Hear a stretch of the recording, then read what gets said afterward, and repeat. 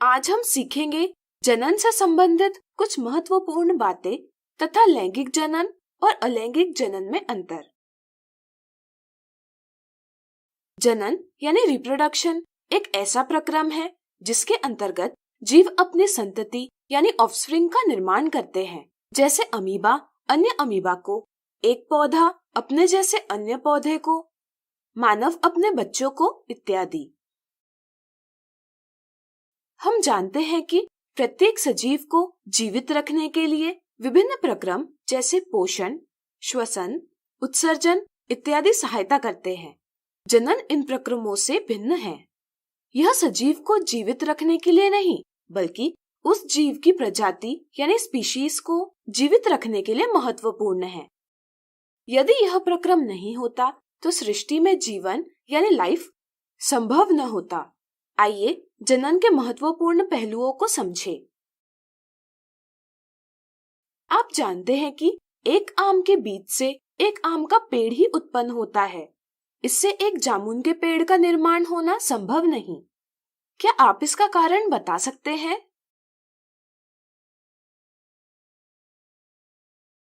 चलिए हम बताते हैं। प्रत्येक जीव का शरीर कोशिकाओं यानी सेल्स से बना होता है, जिसके केंद्रक यानी न्यूक्लियस में डीएनए होता है।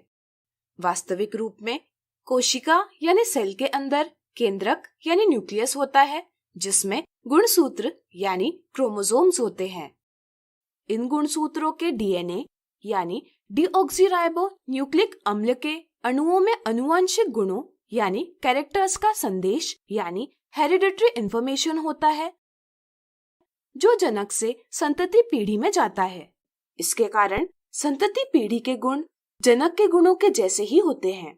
इसलिए जीव उसी के जैसे जीव का निर्माण कर पाता है।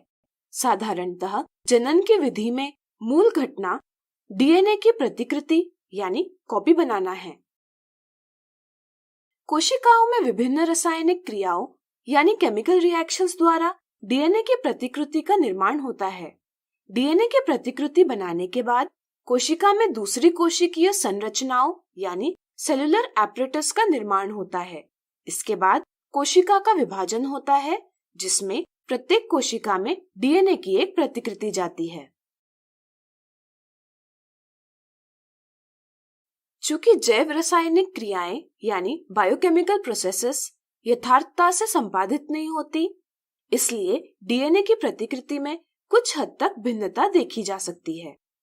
इसके कारण प्रजाति की समष्टि यानी पॉपुलेशन में प्रत्येक जीव की अपनी कुछ विशेषताएं होती हैं, जिसके कारण उसे पहचाना जा सकता है। इसे हम विविधता यानी डाइवर्सिटी के नाम से जानते हैं। कभी कभी कुछ विभिन्नताएं यानी वेरिएशंस प्रजाति की रक्षा के लिए सहायक होती हैं। चलिए इसे एक उदाहरण से समझें।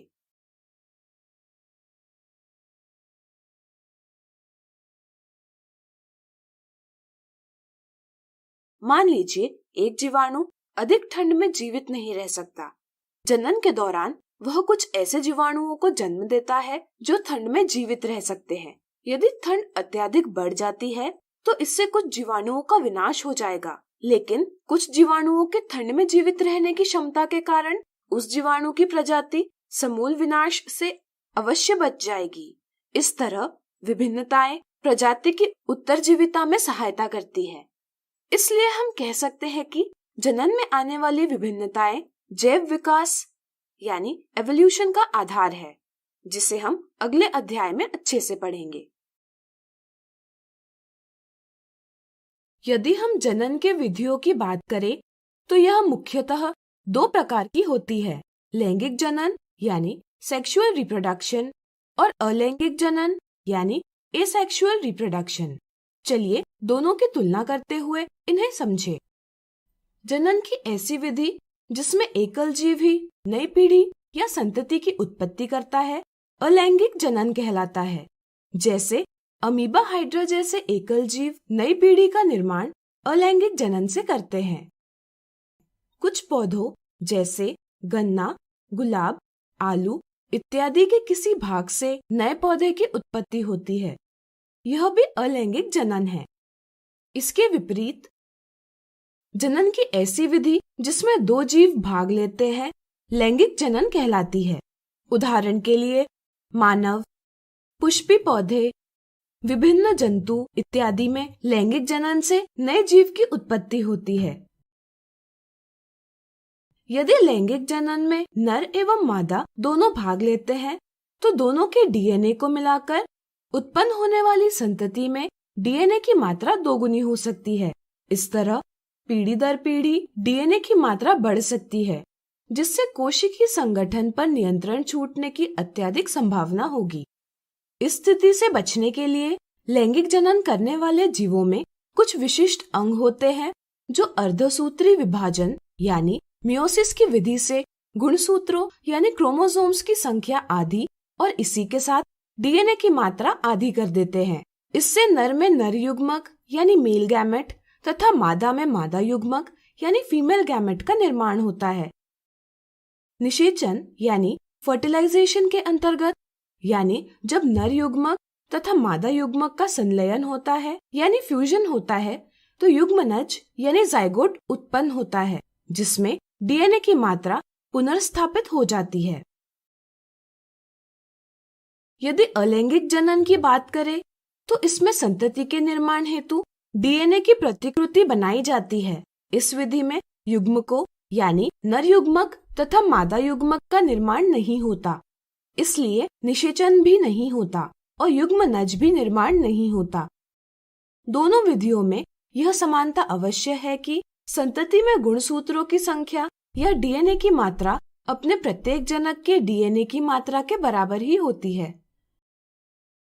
चूंकि अलैंगिक जनन में संतति की उत्पत्ति एकल जीव से होती है, इसलिए डीएनए की प्रतिकृति में अधिक विविधता नहीं होती।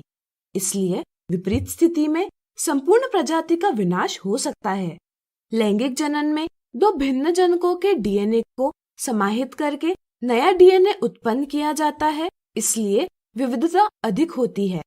इसलिए विपरीत स्थिति में प्रजाति के बचने की संभावना अधिक होती है।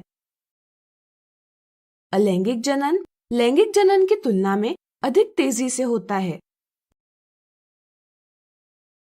आज हमने सीखा जनन से संबंधित महत्वपूर्ण बातें तथा लैंगिक और अलैंगिक जनन में अंतर।